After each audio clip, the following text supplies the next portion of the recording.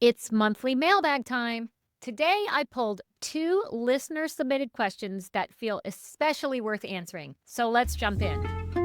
Hey, it's your pal, the Dancing Housewife, and welcome to another episode of the Dancing Housewife podcast, where we talk about everything you ever wanted to know about ballroom dance, but were afraid to ask, or apparently we're perfectly willing to ask because today I'm answering two of your questions.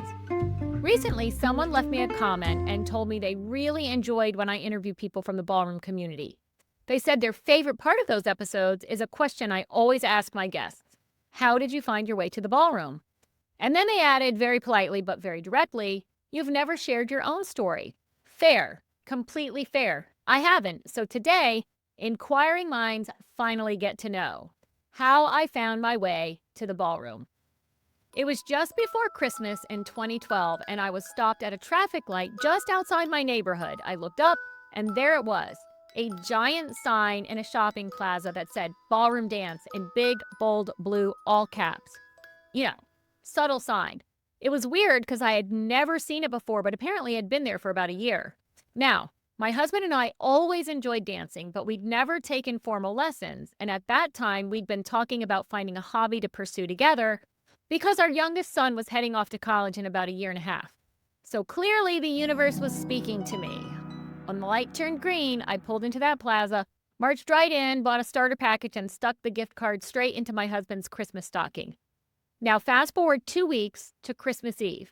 My oldest son, at the time a college senior, and my younger son, at the time a high school junior, my husband and I were opening gifts. We always save stockings for last. My husband pulled out the gift card, stared at it for a moment, and said, "Oh, wow, ballroom dance lessons." Now, I should clarify, that wasn't an enthusiastic, "Oh, wow, ballroom dance lessons." It was more of a, "Oh, wow, ballroom dance lessons." My sons immediately jumped in, making finger quotes, "Great gift for dad, mom, great gift for dad," and then immediately broke into full hysterics. Now, here's the part people are always surprised by. It took us a full year to actually cash in on that gift card. But once we started lessons, we never stopped.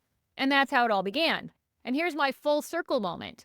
Our very first official date, way back in 1982, was an 8-hour dance marathon. So apparently, ballroom didn't come out of nowhere. It just took us about 30 years to find it again.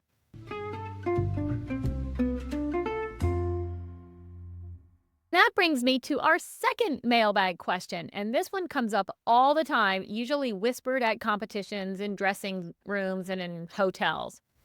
How much does hair and makeup really matter in dance competitions? Well, this is such a good question because ballroom dance isn't just a performance sport, it's an aesthetic sport, and that means how we look is part of the whole package.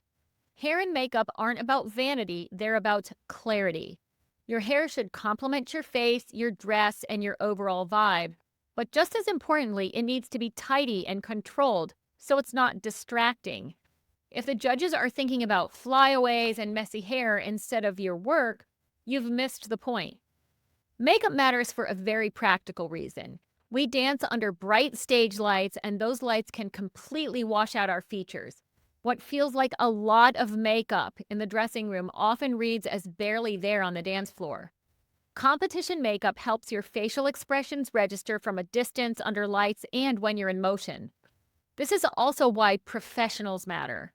A good hair and makeup artist understands lighting, movement, sweating, costume lines, and how everything needs to hold up for multiple rounds. And hair and makeup don't exist in isolation. Ballroom is about the complete look. That includes tanning that complements your skin tone, fishnets that actually match the tan, nicely manicured nails, clean shoes, proper jewelry, polished details that say, "I showed up prepared." This isn't about being overdone. It's about being intentional. Because when you take the time to present yourself well, you're sending a message to the judges, to your partner, to the spectators, and to the other dancers on the floor. You're saying, "I take this seriously, I respect dance sport, and in a judged aesthetic sport, that really matters." It doesn't replace good dancing, don't get me wrong, but it absolutely supports it. And yes, this is coming from someone who cried hysterically the first time she saw herself in full ballroom makeup. I am not kidding. Tantrum, wash it off, felt like a drag queen. But then I quickly became accustomed to it, and now I embrace the makeup.